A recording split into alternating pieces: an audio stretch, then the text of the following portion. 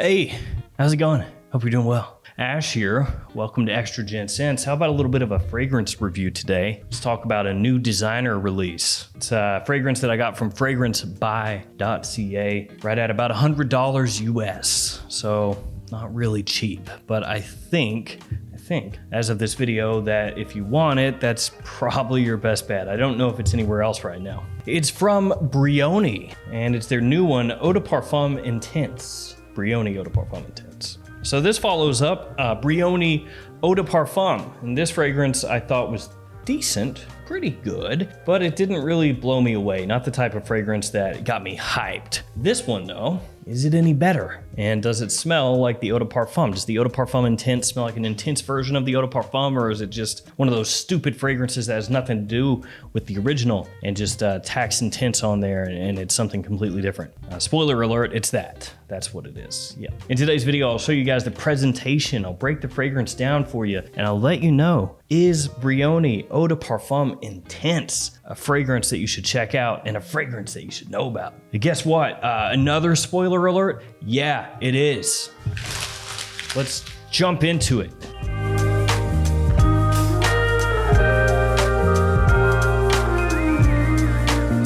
All right, presentation time, shall we? We shall, yeah. Here we got the box. You have on the front the name of the fragrance, the name of the house, and the size and concentration. The name of the fragrance is actually just the concentration, Eau de Parfum Intense. Gotta love that. That's just when laziness hits full bore, full steam ahead. Up top, you have the logo, nothing on the sides. On the back, a little information letting you know that this is a vegan fragrance with socially responsible ingredients.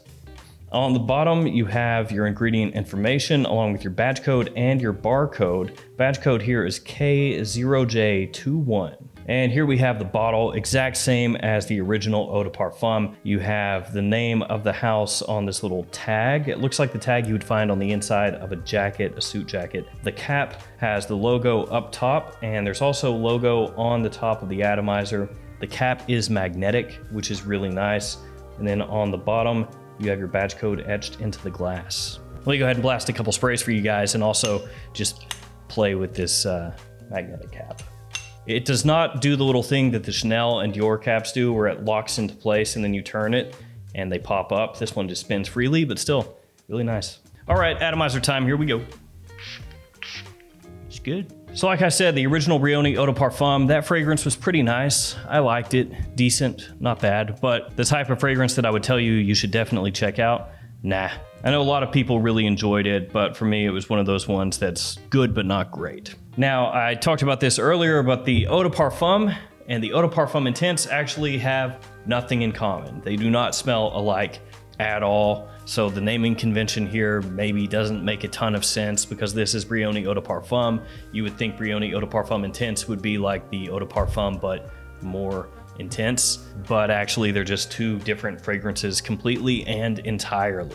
Eau de Parfum Intense surprised me a lot because of how much I liked it as soon as I smelled it. One of those deals where as soon as it hits your skin and you catch a whiff, you know, yes, that's something I'm gonna wear. Technically, this one came out last year in 2021, but I just got it now. So it's kind of weird because it's one of my favorite new releases of the year that was not released this year. But I think it hasn't really been easy to find in the US until now. So for me, it kind of is. Definitely not a spring and summertime fragrance though, so it's not exactly the type of fragrance I would be wearing nowadays. This is more of a fall and wintertime scent because one of the main notes in the fragrance is oud, along with vanilla and apple and patchouli and a little bit of saffron too. So when you first spray this fragrance on, you catch a big hit of sweet fruitiness, a blast of it. You've got this juicy citrus, a citrus combination that you pick up immediately melding together with green apple. So it's tangerine and bergamot in the top that hit you with that apple, and it smells great. Maybe a little bit syrupy, maybe a little bit sugary, but at the same time, like I said, fresh and juicy as well. Really, really nice.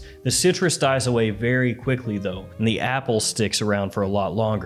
So while you first get hit with this mix, this combination of fruits and sweetness in the opening, pretty quickly it settles into that green apple melding together with oud and saffron and vanilla. So it's woody, but still sweet, and with this little touch of darkness. The oud here is very much a modern style of an oud accord. It doesn't come across like a fecal or dirty oud. It's really easy to wear, and it's actually kind of a semi-sweet woody note in actuality. A lot of that, of course, is going to owe to the saffron and the green apple and the vanilla that are melding together with it, but the oud itself doesn't come across challenging at all. Maybe a little bit alluring or mysterious, you might say. Like I said before, maybe a little dark, but not funky, not weird, not off the beaten path. And I actually really like that about this fragrance. It gives you something different. It doesn't smell like any other designer fragrance that I've smelled over the last few years that have come out,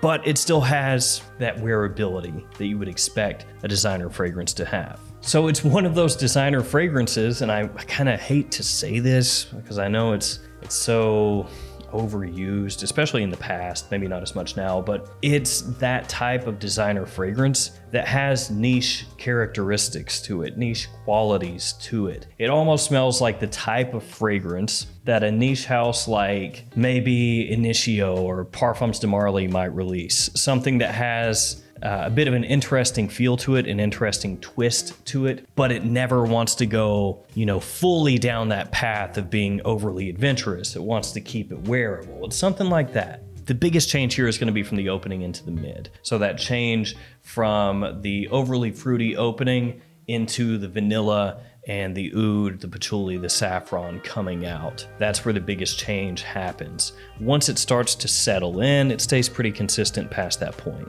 It does get more woody and a little bit less sweet as it dries down, and the oud kind of overtakes that green apple as the green apple finally fades away. But still, the biggest change is the opening into the mid. There's a lot of different things going on here, so it smells classy and refined, but at the same time, a little bit playful and sweet. Quality here is really nice. The fragrance doesn't come across smelling rough at all. It's really well done. And for me, on a personal level, it's a big step up from the Eau de Parfum. The Eau de Parfum I wore a couple times and then just didn't really care for it anymore. And even though that price tag of $100 US is maybe a little bit rough compared to some other fragrance houses or fragrances at discounters, I think it's worth it. If this was a 2022 release, I would put it in, as of right now, my top 5, possibly top 3 favorite designer releases of the year. Probably would be top 3, actually. Now, in terms of performance,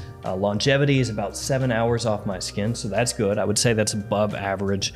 Maybe able to get a little more if you spray it on heavier. In terms of projection, it's more in the average to slightly above average range. It's not really a monstrous performer. It's good.